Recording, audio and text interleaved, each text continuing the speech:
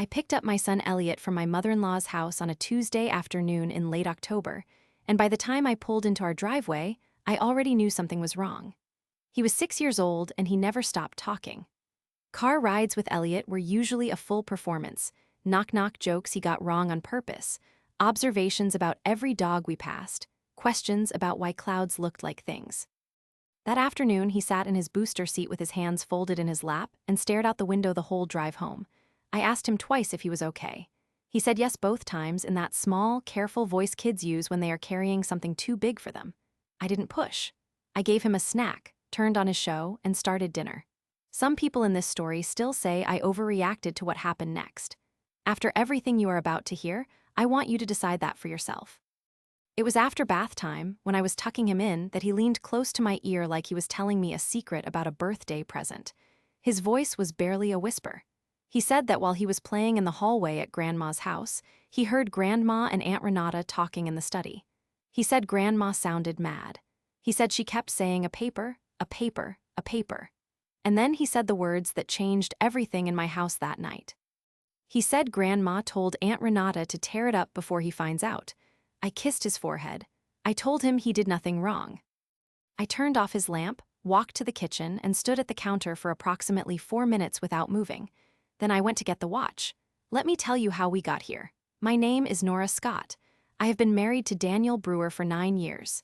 Daniel is a good man, genuinely good, the kind of quiet and steady that I fell in love with before I understood how rare it is. His mother is Constance Brewer.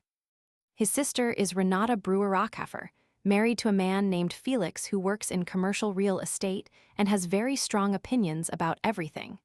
Constance is Daniel's biological mother. Renata is Daniel's biological sister. I am connected to all of them exclusively by marriage. I want to be clear about that because in this story, that distinction matters more than anything else. Daniel's father, Harold Brewer, passed away 4 years before Elliot was born, which means he died about 6 years before the October I am describing now.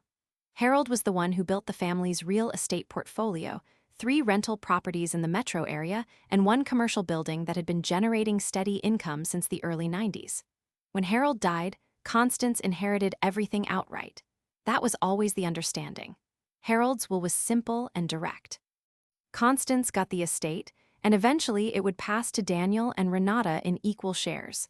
That was what Daniel had been told his entire adult life. That was the plan. I never had reason to question it until Elliot whispered in my ear at bedtime. To understand why that mattered so much, I need to go back about 5 years. Elliot was barely 1 year old. Daniel had just taken a new position with a logistics firm that required him to travel Monday through Thursday every week. I was the one home with the baby, working part-time as a contract paralegal for a firm downtown, trying to keep everything together. Constance lived 40 minutes away and made it very clear that she was available, that she wanted to help, that I should lean on her. I tried to lean on her exactly once. I brought Elliot to her house on a Wednesday when he had a pediatric specialist appointment on the north side of the city, and I needed someone to watch him for 2 hours. Constance took him, and I left. When I came back, she was on the phone with Renata, and I caught enough of the conversation to understand that they were discussing whether Daniel had made a mistake marrying me. The specific phrase I heard was that I had no family money and no professional trajectory. I stood in the doorway of her kitchen for a moment. Then I said nothing, picked up my son, thanked her for watching him, and drove home. That night, I called Margaret Cho, a family law attorney I had met through the firm where I was freelancing. I did not have a specific legal question yet. I just wanted her number in my phone. I saved it under her full name, and I told myself it was professional networking. That was the first move I made, and I made it without fully understanding why. Constance was not a cruel woman in the way that some people are cruel, obvious and aggressive, and easy to name. She was the kind of woman who expressed her disapproval through helpfulness. She would offer to buy Elliot clothes because she had noticed he needed new ones. She would suggest Daniel take more responsibility for the grocery shopping because clearly I was overwhelmed. She would tell me, with genuine warmth in her voice, that I should think about getting a more stable position before taking on any additional financial commitments.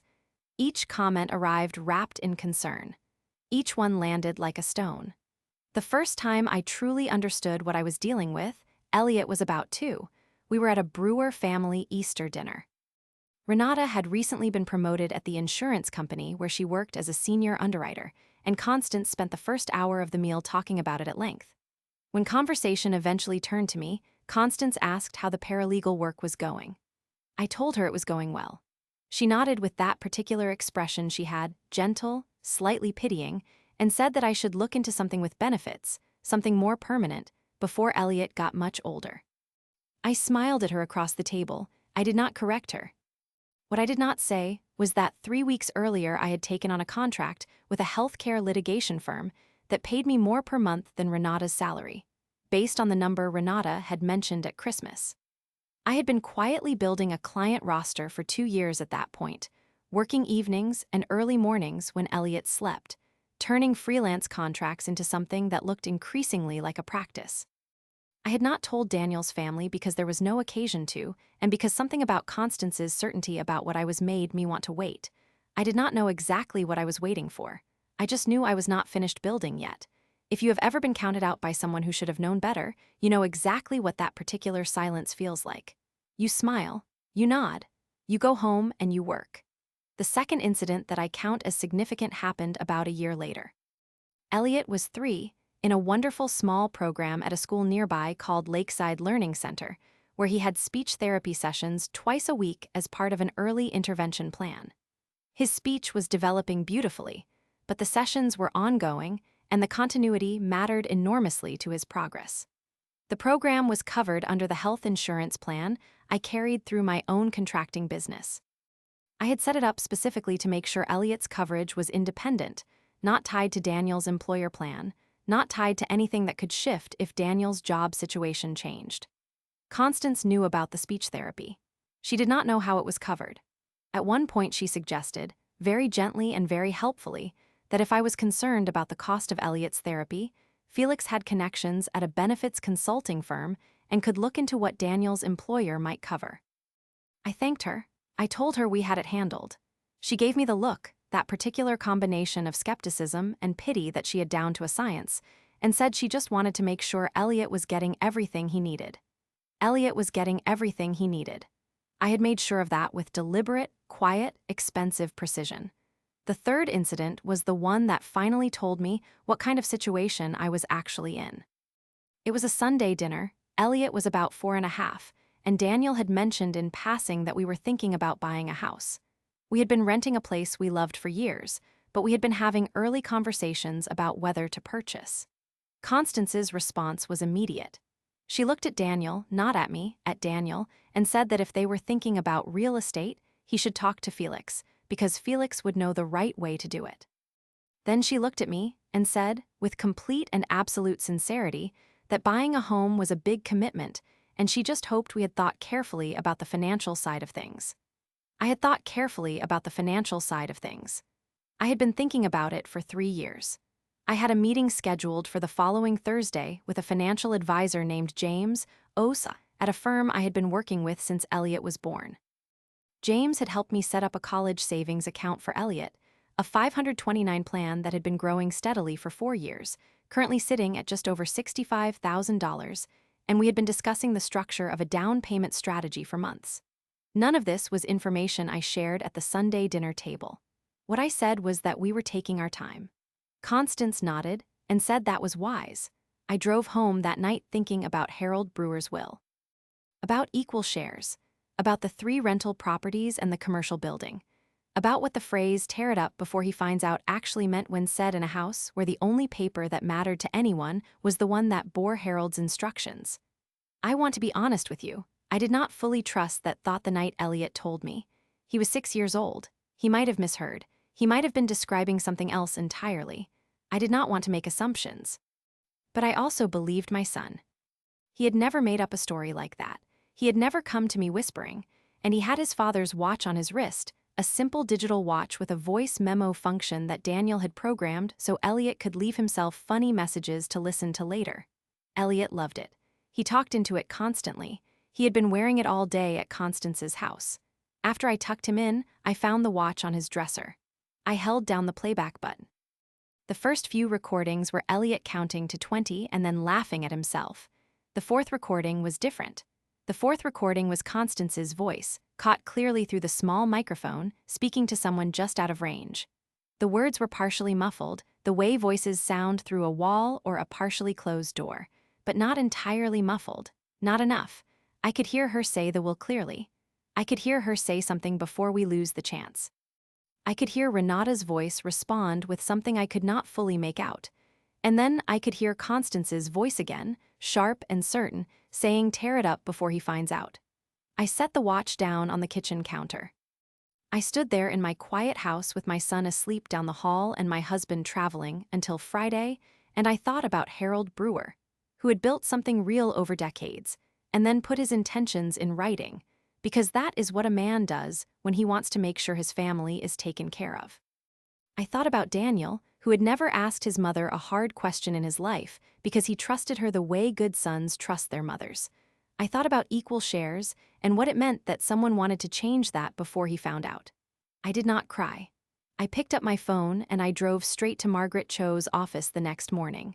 Not that night. I had enough self-possession to wait until morning. But I went the next day, first appointment, and I played her the recording from the watch on the conference table between us. Margaret listened to the whole thing without speaking.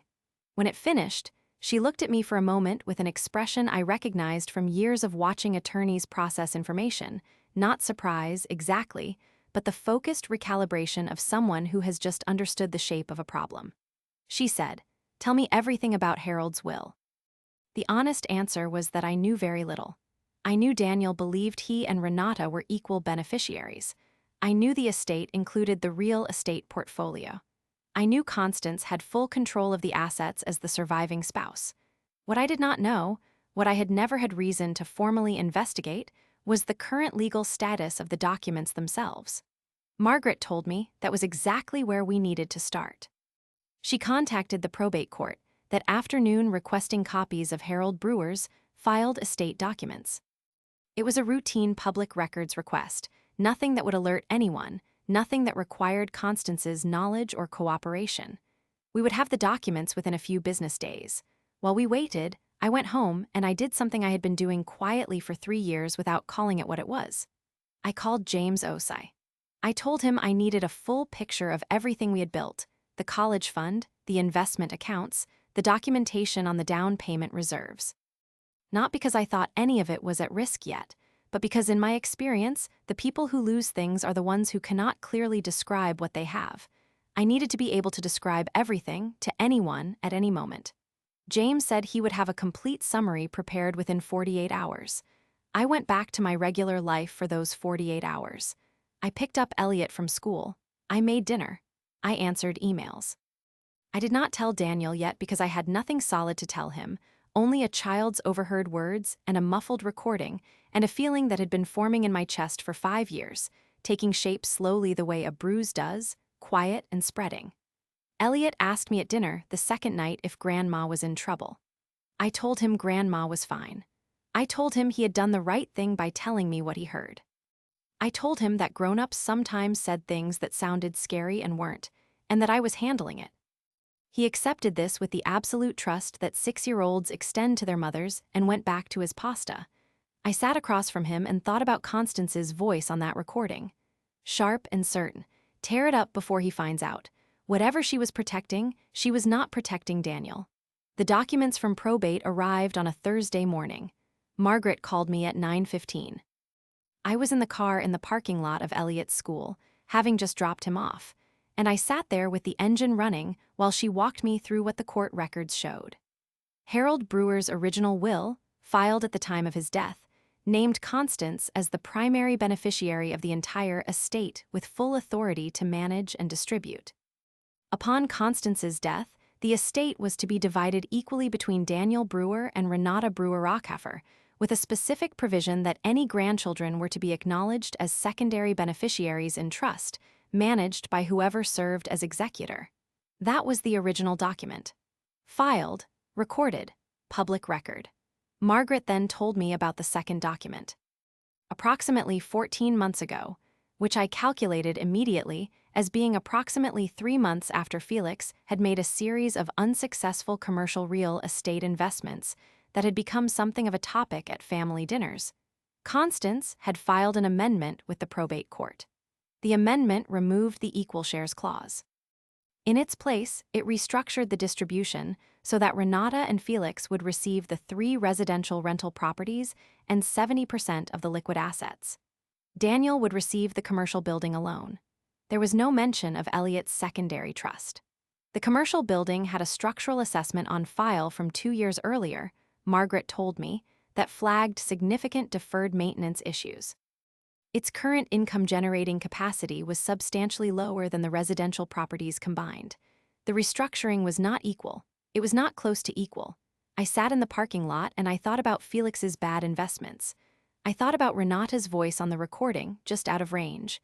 I thought about Constance saying, "Tear it up," and I understood now she had not been talking about Harold's original will. She had been talking about something else, something newer.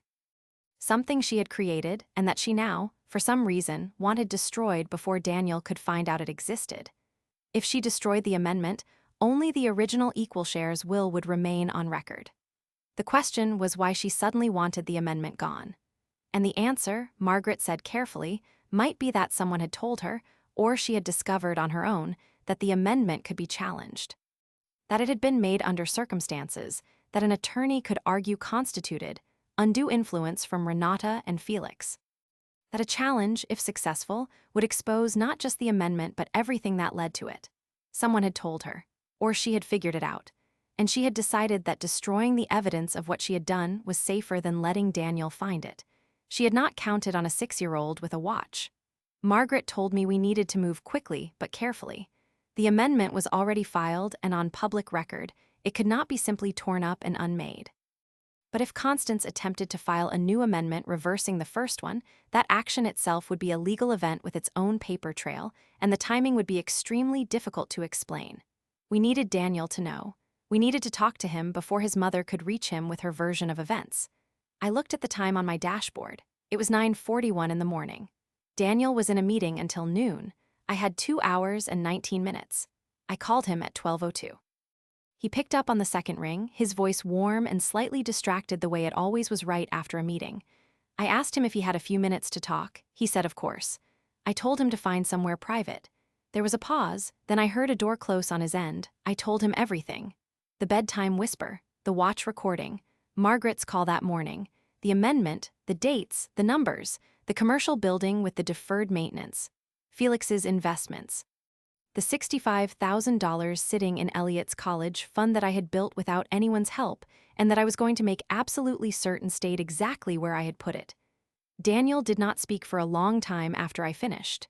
Then he said, "How long have you known something was wrong?" I said, 5 years. Another silence. Longer this time. I stayed on the line and waited, because I knew him well enough to know that he needed to work through it in the order it had arrived, and that he would get to the question he was really asking eventually. He said, "Why didn't you tell me sooner?" I told him the truth. Because I didn't have proof. Because I love you and I knew it would hurt you, and I needed to be sure before I put that in front of you. Because I was building something solid to stand on before I started any fires. He said, "And now you have something solid?" I told him, "I have everything." He was quiet for one more moment. Then his voice shifted, not harder exactly, but settled, the way a decision sounds once it is made. He said, "Call Margaret back. Tell her I want to be there." I already knew what was going to happen next. I had known it in a general shape since the night I stood in my kitchen with my son's watch in my hand. But knowing the shape of something and living through it are 2 different things entirely. And what came next was something I had prepared for with everything I had and still did not fully expect. Because the thing about secrets is, the longer you keep them, the bigger the explosion.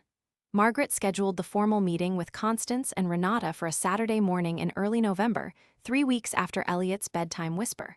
She framed the invitation carefully, a routine discussion about estate planning, she called it, something that would benefit everyone involved to get on record before the end of the year.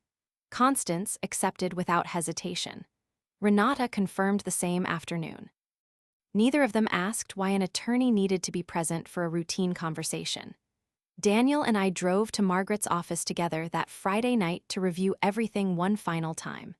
We sat across from each other at the conference table while Margaret walked us through the documents in order: Harold's original will, the amendment filed 14 months ago, the probate records, the property assessments, the timeline.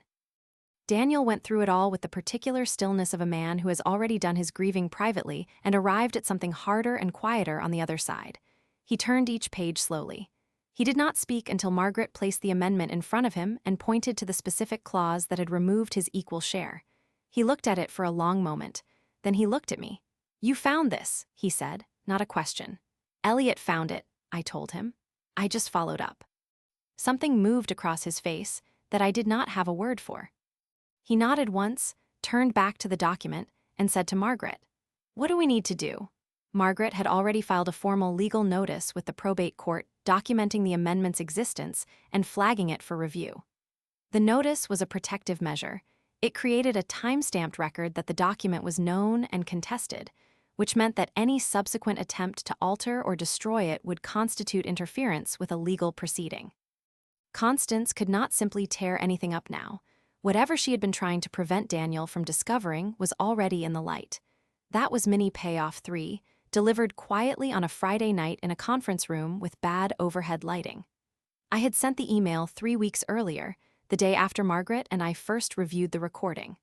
I had done it before Daniel even knew the full picture. I had moved because I understood that the window between Elliot's whisper and Constance's next move was narrow, and I was not going to let it close. The Saturday morning meeting was set for 9 o'clock. I woke up at 5:45. I showered, made coffee, and sat at the kitchen table while Elliot slept down the hall. Daniel's sister Renata had children of her own, 2 boys, 8 and 10, and Constance had offered to watch all 3 grandchildren at her house the previous weekend, which meant Elliot had plans with his cousins that Saturday. I had said yes because I wanted him out of the building. I did not want my son anywhere near what was about to happen. Daniel came downstairs at 7. I poured him coffee without being asked. We sat together without saying much, and that silence was one of the more intimate things I can remember from those weeks, just the 2 of us at the kitchen table at 7 in the morning, holding our cups, knowing exactly what we were walking into. He said, at one point, "She thinks this is routine." "Yes." "She has no idea." "No." He looked out the window for a moment, then, "When did you know something was wrong?" "Actually, no, not just suspect." I thought about it honestly. The Easter dinner, when Elliot was 2, when she looked at you instead of me when she was talking about the real estate. He was quiet for a second. "I didn't notice that." "I know." We left the house at 8:15. The drive was 40 minutes. We arrived early and sat in the parking garage for 12 minutes without getting out, not because we were hesitating, but because Margaret had asked us to wait until she had confirmed that Constance and Renata were already inside. At 8:57, Margaret texted, "They're here." We got out of the car. The building was a mid-rise in the professional district, quiet on a Saturday morning. The elevator to the 4th floor opened onto a carpeted hallway. Margaret's assistant, a young man named Theo, met us at the reception desk and walked us to the large conference room. Through the glass panel beside the door, I could see Constance and Renata already seated on the far side of the table. Constance was dressed the way she always dressed for anything she considered important, a structured blazer, pearl earrings, hair set. She looked composed and slightly impatient, the way she looked at family gatherings when she felt the schedule was not moving on her timeline. Renata sat beside her with a leather portfolio in front of her, which she had probably brought because it made her feel prepared. Felix was not there. I had expected that. Renata tended to keep him out of things when she needed to look reasonable. Margaret opened the door. We walked in. The shift was instantaneous and small. Constance's expression moved, not into alarm, but into a very fast recalibration, the way a person looks when the room they expected turns out to contain different furniture. She had expected a routine meeting. She had not expected Daniel. She had definitely not expected me. Her eyes went to Margaret first, then to Daniel, then briefly to me. "Daniel," she stood slightly, "I didn't know you'd be joining us." Daniel pulled out a chair and sat down. "Hi, Mom." I sat beside him. Margaret took the end of the table nearest the door. Renata's hand moved to the portfolio in front of her. She pressed her fingers flat against the cover like she was steadying it. That was the first tell. She did it twice more before we were done. Margaret opened the meeting calmly and professionally. She thanked everyone for coming. She said they were there to discuss the status of Harold Brewer's estate and some recent documentation that had been reviewed in connection with estate planning for the family's future. Her voice was the voice of someone who has done this many times and feels nothing but focus. Constance nodded along with an expression of polite engagement. Of course, I've been meaning to update the family on some of the estate matters anyway. There have been some changes I thought might make more sense given current circumstances. Margaret set a document on the table and slid it toward the center. This is Harold's original will, as filed with probate. I think everyone is familiar with the basic structure: Constance as primary beneficiary, with equal distribution to Daniel and Renata upon Constance's passing. Constance looked at the document. That's right. And you would agree that equal distribution is what your husband intended? A pause, just over 2 seconds. Harold wanted both children taken care of equally. Her voice was steady. Yes. Margaret placed a second document beside the first. This is the amendment filed with probate 14 months ago. Can you walk us through the circumstances under which this was prepared? The room changed. Constance looked at the amendment. Her chin lifted, just slightly, a small adjustment, like a person who has decided to meet something head-on rather than flinch. Renata, beside her, stopped pressing her hand against the portfolio. That was a practical adjustment, Constance said. Her voice was measured, but the warmth had evaporated from it entirely. The properties needed to be managed appropriately. Renata and Felix have the experience and the capacity to manage residential real estate. Daniel has always been focused on his career. The commercial building generates income without the same management demands. Daniel leaned forward very slightly. Mom, the commercial building has a maintenance backlog. The assessment said the roof replacement alone is projected at $240,000. The residential properties together generate 3 times what the commercial building brings in. Property values fluctuate. This isn't about fluctuation. His voice was quiet and final. This amendment takes the income-generating portion of Dad's estate and redirects it. Renata gets 3 rental properties and 70% of liquid assets. I get a building with documented structural problems. That's what you filed. Renata opened her mouth, closed it. She looked at her mother. Constance set her hands flat on the table. I made decisions based on what I believed was best for the family. Who helped you draft the amendment? Margaret asked, a beat. I consulted an estate attorney. The filing lists a notary but no drafting attorney on record, Margaret said pleasantly. Who prepared the language? Renata's hand went back to the portfolio. She pulled it 2 inches closer to herself. Constance looked at Margaret. I'm not sure why that's relevant. It's relevant, Margaret said, because the amendment was filed approximately 3 months after Felix's commercial investment portfolio experienced significant losses. The timing raises questions about the circumstances under which the decision to restructure Harold's estate was made, and whether that decision reflects undue influence on the part of a beneficiary. The word undue influence landed the way legal language lands when it is used by an attorney in a formal proceeding, not like an accusation exactly, but like a door closing. Constance looked at Daniel. Something shifted in her expression, not guilt, not quite, but the first appearance of something defensive and frightened underneath the composure. Your father wanted this family taken care of. That's all I have ever tried to do. I know that's what you believe, Daniel said. It was not unkind. It was the voice of someone who has finished grieving and is now simply stating facts. I had not spoken yet.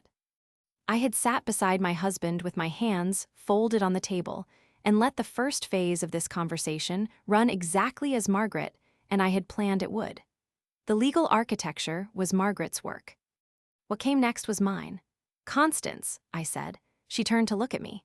Her expression, just for a moment, was the exact expression she had worn at every family dinner for 9 years, that combination of polite tolerance and faint dismissal that I had watched her arrange on her face whenever I was the one speaking. I want to make sure we're all looking at the same picture clearly, I said, because I think there may be some confusion about the full situation. She waited. The politeness was still there, but it was thin now, like paint over something that didn't want to hold it. Margaret placed a third document on the table. This one was a summary prepared by James Osai, a structured overview of the family's financial position. Not mine specifically. The relevant portions. The college savings account I had established for Elliot, currently sitting at $65,000. The legal designation of the account holder, which was me, independently. The confirmation that the account was entirely outside the scope of Harold Brewer's estate had always been, and could not be redirected by any amendment to any will regardless of what it contained. I want to be clear about Elliot's situation, I said. His college fund exists. It's fully funded through my income. It has nothing to do with Harold's estate, and nothing any document could say would change that. I want that understood because I've heard some family conversations about Elliot's future that suggested there might be some uncertainty. Renata looked at the summary. Her face did something complicated, a quick contraction around her eyes, like someone who has just realized they were standing on ground they thought was solid and aren't sure anymore. What family conversations? I looked at her steadily. The ones my son heard at your mother's house, in the study, on a Tuesday afternoon in October. The silence that followed was not dramatic, it was just very complete. Constance's hands, still flat on the table, pressed harder. I could see the tendons in the backs of them. Renata looked at her mother. Her mother was looking at the table. He's 6 years old, I continued. He came home very quiet that day. He told me at bedtime that he heard Grandma tell someone to tear up a paper. He said the words "tear it up" before he finds out. I paused. He was wearing a watch with a voice memo function. He had it on all afternoon. I reached into my bag and placed my phone on the table. The recording was already cued. I pressed play. There was static first, the ambient sound of a house, and then Constance's voice coming through the small speaker with the slightly hollow quality of audio captured through a wall or a partial doorway. The words were not perfectly clear, but they were clear enough. The will, before we lose the chance. Renata's voice responding, lower and less distinct. And then Constance again, sharp and decisive, tear it up before he finds out. I stopped the playback. Renata stood up. Not dramatically, there was no gesture, no overturned glass. She simply stood, as if remaining seated had become physically impossible, and moved 2 steps away from the table toward the window. She stood with her back partially turned, one hand pressed against her mouth. Constance had not moved at all. She was looking at the phone on the table the way a person looks at something that has already caused the damage and cannot be undone. The composure was still present, but it was structural now, the composure of someone holding very still because any movement would make something collapse. The recording establishes awareness of the document and an intent to destroy it, Margaret said. Her voice had not changed in tone or pace throughout the entire meeting. At the time Nora and I filed the legal notice with probate, the amendment was already on public record. The notice ensures that any subsequent attempt to alter the document would constitute interference with a legal proceeding. The window for that action has already closed. Constance looked at Margaret, then, for a long moment, at Daniel. I was trying to protect the family. You were protecting Felix's losses, Daniel said. His voice was still quiet. That quietness was the most devastating thing in the room. You restructured Dad's estate to compensate for a bad investment your son-in-law made, and you didn't tell me. And when you thought I might find out, you wanted to destroy the evidence. I wanted to undo it. Her voice came out different now, the control still there but strained at its edges, thinner. I realized it wasn't right. I wanted to fix it. By tearing it up privately, I said, rather than calling Daniel and telling him what you'd done. She looked at me.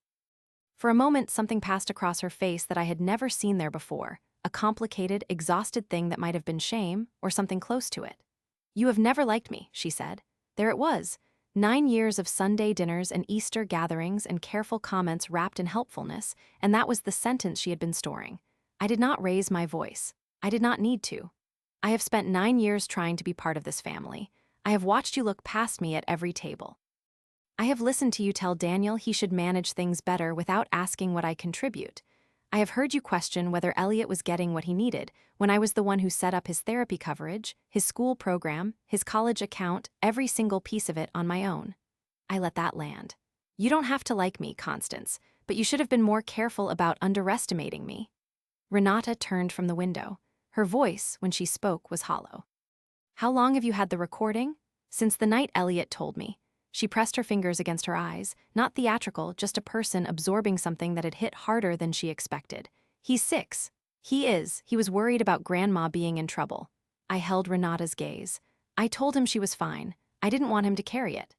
Something passed over Renata's face then, a brief, involuntary softening, the kind that arrives before you can stop it. She had 2 boys of her own. She knew exactly what it meant that a 6-year-old had come home quiet and worried. She turned away from me again, back toward the window, but the quality of her posture had changed. The portfolio on the table remained closed. She did not touch it again. Margaret placed a final document in the center of the table. This is a proposed agreement for the amendment's formal withdrawal and reversion to the original equal shares distribution as stated in Harold's will. It's been prepared for signatures today if all parties are in agreement. If not, the alternative path is a formal contest proceeding, at which point the recording, the timeline, the financial context of Felix's losses, and all related correspondence become part of the record. Constance looked at the agreement. She looked at Daniel. He met her gaze and did not look away. Her hand went to her pearl earring, not to adjust it, just to touch it. She did that twice. I had never noticed that tell before, but I recognized it for what it was. The physical habit of a woman trying to locate herself when the ground had shifted. If I sign this, she said slowly, what happens to the relationship, to this family? That's not a legal question, Margaret said, not unkindly. That's between you and Daniel. Daniel was quiet for a moment. When he spoke, his voice was the same steady quiet it had been the whole morning, but there was something underneath it now, a tiredness that had nothing to do with the hour. I love you, Mom. I've always loved you. But what you did to Dad's estate was wrong. And what you almost did, destroying it to keep me from finding out, I'm going to need some time with that. He looked at the agreement. But I want the record to be right, for Elliot if nothing else. Sign it. The room was still. Constance picked up the pen Margaret had placed beside the document. She held it for a moment, and I watched the last of the performance fall away from her, the blazer and the pearls and the careful management of how everything looked. And what was left was just a woman in her late 60s who had made a bad decision to protect one child at the expense of another and had been caught by the child she underestimated most. She signed. Renata came back to the table. She stood beside her mother for a moment without touching her, then sat down and signed on her own line without speaking. Margaret collected the documents. She checked the signatures, noted the date, a Saturday in early November, and said she would file with the probate court the following Monday morning. The meeting was over. Nobody moved immediately. Then Constance stood, gathered her things with her usual deliberate care, and walked to the door. She paused there for one moment with her hand on the frame, and she looked at me, not the looking pass that I had grown used to, but actual direct looking, and said, I did underestimate you. She did not say she was sorry. She said what she was capable of saying in that moment, and I recognized it for what it was. Then she left. Renata lingered for another moment. She picked up her portfolio. She looked at Daniel, then at me, then at the floor. Felix doesn't know I'm here today, she said quietly. He thinks it's a routine meeting. Is that true? I asked. Her jaw tightened. He pushed for the amendment. He had a version of how the numbers would work. Mom went along with it because she wanted to help and she thought Daniel had you. She looked at me directly when she said it, acknowledging in the most indirect way possible that the calculation had been that Daniel was fine, that I would provide, and that Renata's household needed the larger share more than ours did. I should have said no. Yes, I said. You should have. She nodded once, turned, and walked out. Daniel and I sat in the conference room for another few minutes while Margaret packaged the signed documents. The overhead light hummed. Outside the glass panel, Theo walked past the hallway and did not glance in. The building was still quiet. Daniel put his hand over mine on the table. Neither of us said anything. There was nothing that needed to be said that hadn't already been said, either that morning or in 9 years of ordinary life together, and we both understood that. Margaret filed the withdrawal agreement with the probate court that Monday, as promised. The amendment was formally vacated 4 weeks later. Harold Brewer's original equal shares distribution was reinstated on the record. The 3 residential rental properties and the liquid assets would be distributed equally to Daniel and Renata upon Constance's passing, exactly as Harold had written. The commercial building was included in the equal share. Its structural issues, it turned out, had been somewhat overstated in the older assessment. A current evaluation conducted as part of the estate review process found the projected repair costs to be significantly lower than previously documented. It was not a problem building. It was a building that had been made to look like one. Felix retained a separate attorney when the full picture became clear to him. He and Renata spent 6 difficult months in mediation over their household finances. The investment losses he had tried to quietly compensate for through the estate restructuring were larger than Renata had known. Their marriage did not end, but it reorganized itself around a new and less comfortable honesty. The last I heard, they had sold one of their personal properties and Felix had stepped back from independent commercial investment. Constance called Daniel in December, about 5 weeks after the meeting. They talked for a long time. I was not part of that call, and I did not ask for the details. I know it was difficult. I know they have talked several more times since. The relationship between Daniel and his mother is not what it was, and it is not ruined, and what it is now is something they are building carefully, without me in the middle of it. She and I have not spoken directly since the morning she paused at the conference room door and told me she had underestimated me.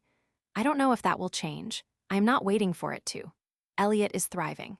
His speech therapy sessions continue at Lakeside, covered completely on my plan. He turned 7 in the spring. He is loud in the car again, full of knock-knock jokes he gets wrong on purpose, asking questions about clouds. He asked me once, a few weeks after everything settled, if Grandma was still in trouble. I told him Grandma and Daddy were working things out. He thought about that for a moment, then said okay, and asked if we could have tacos for dinner. We had tacos. The college account for him is at $71,000 now, growing quietly the way things do when you tend them patiently, and don't let anyone tell you they're not worth tending. I work 4 days a week. I have 3 long-term litigation contracts, and a rate that would surprise anyone who still pictures me the way Constance always did, the woman at the table with no family money and no professional trajectory. I have not corrected that picture for anyone. I have simply continued building.